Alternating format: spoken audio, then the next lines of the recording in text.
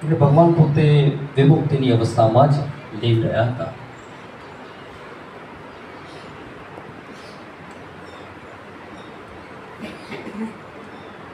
એક ઉલ્લેખ એવો છે કે બ્રહ્મા સહમપતિ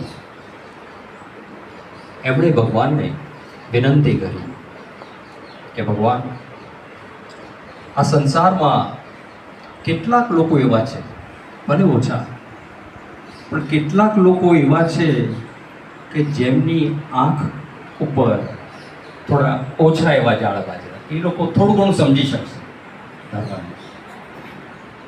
અને સમગ્ર દેવયોનિથી લઈ અને બ્રહ્મ, મહા બ્રહ્મયોની, અરૂપ બ્રહ્મ, આ બધા જ લોકો એ પ્રકારના